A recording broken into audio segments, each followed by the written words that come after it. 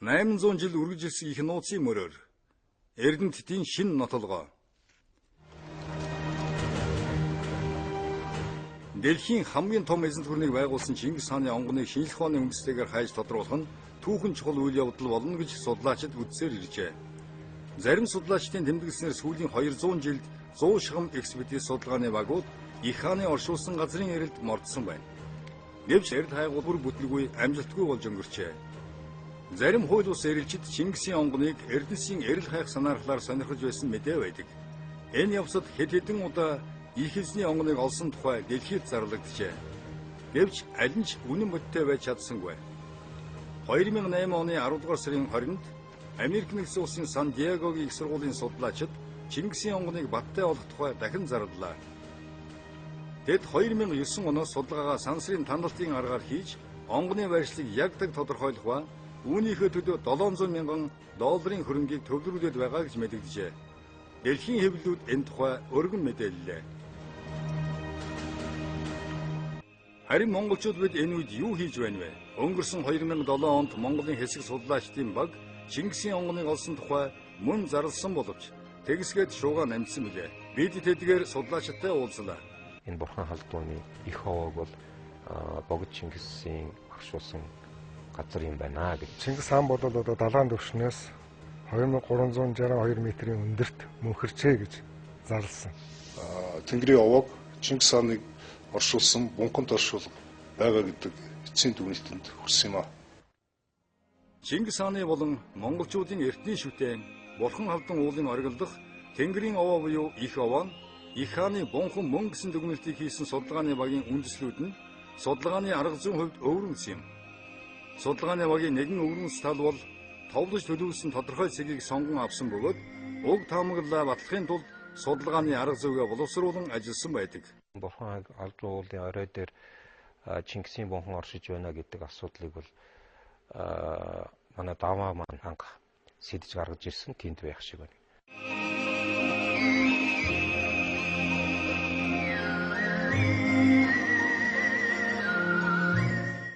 Их хааны ширлийг төрсөн нутгаар нь 4 чиглэлээр тээж явсан мэдээллийг судлаачид шинжилэн үзээд өнөөгийн Монголын нутагтай шууд холбогдох 2 чиглэлийг хол болгон сонгож авсан байна.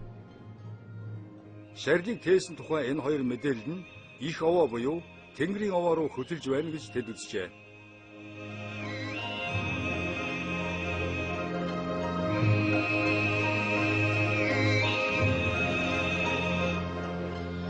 Бурхан халдун уулын одоо их овоо гэж нэрлэгддэг чулуун одоо байгууламжийг бол тухайн үеийн сударчид мэдээлэхдээ чулуун гэр босголоо гэж ингэж бичиж ийсэн байна гэж ингэж бид нар ойлгосон. Их овоо маань ерөөсөө яаж ч харсан гэсэн энгийн үдээр харахад л хүний гараар хийжээ гэдэг нь бол харагдав. Бидний хийсэн дүгнэлтээр бол чулууг ингэж хүмүүсийг дараа нь ингэж шороогоор ингэж шигждэг. Тэгээд чулуу тавиад ингээд өндөрлөд ийсэн байдал бол харагддаг байхгүй. Археологийн хэв шинжийн харьцуулсан судалгаагаар бурхан алдан уулын орой дээр оршилгийн овоо нь хаад их язгууртнуудын булш байх бүрэн болцоотой гэдэг нь бол тогтоогдсон. Энэ их овоо бол маш том овоо, маш том байгууламж. Дээшээгээ өндрийн хэмжээ нь бол 9 давхар тийм өндөр хэмжээтэй. Уртын хэмжээ нь бол 200 м том байгууламж шүү дээ, тийм ээ. Тэгэхээр энийг одоо тэгээд уулын орой дээр энийг байгуулах яг гэх юм бол асар их олон хүний 1000 хүн 40,000 хүний ч юм оролцоотойгоор нэлээд урт хугацаагаар байгуулах тийм л байгууламж гэж хэлэх үз. Тийм асар их том байгууламж юм байгаа юм. Геофизикийн тандалт судалгаа. Тэгэхээр яг их овоо 180 цагт геофизикийн тандалт судалгаа хийсэн. За нэг нь бол радиометрийн аргаар, нөгөөх нь сорон зан аргаар. Тэгэхээр энэ хоёр судалгааны үр дүн хоёулаа давхцаж байгаа. Тэр үхээр уг байгууламжийн зарим хэсэгт бол металл, за мөн яс гэх мэтийн зүйл байгаа энэ гажлууд бол илэрсэн. Тэгээд энэ гажлын цэгүүд бол энэ хоёр судалгаан дээр бол давхцсан ийм үр дүн гарсан байгаа. Эндээс гарсан хоёр өөр судалгааны үр дүн бол давхцаж байсан зэрэгт бол үндслээд бид нэр Тэнгэрийн овоог Чингис хааныг оршуулсан бунханд оршуулга байгаа гэдэг эцсийн дүгнэлтэнд хүрсэн юм аа. Судалгааны дүнд бол хамгийн том баталгаа өгсөн л дээ. Тэгээд дээр нь уулын инженер байна, геологчд байна тийм мөн ажилласан. Энэ бол бас уулын ажил хийгдсэн нь бол одоо батлагч байна гэсэн тийм дүгнэлтүүд өгөөд. Онгоныг олж тогтоох, эрдэм шинжилгээний эрд хайгуулыг санаачлан зохион байгуулах, удирдах, санхүүжүүлэх зэрэг хэдэн жил үргэлжилсэн ажлыг Тэнгэр угсаа нийгэмлэг олон нийтийн байгууллага зохион байгуулжээ. Нийгэмлэгийн тэргүүн түүх сонирхогч Даваагийн санаачлагаар төсөл эхэлж, түүний тэргүүлсэн эрдэмтдийн хэсгээс судалгааны баг хуулийн дагуу бүрдэн ажиллажээ.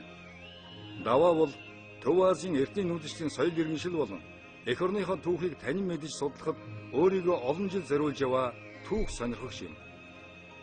Шинжилгээний багт судлаачлаас гадна баримтат бүтээлийн мэргэжилтнүүд мөн багтаж байгаа юм.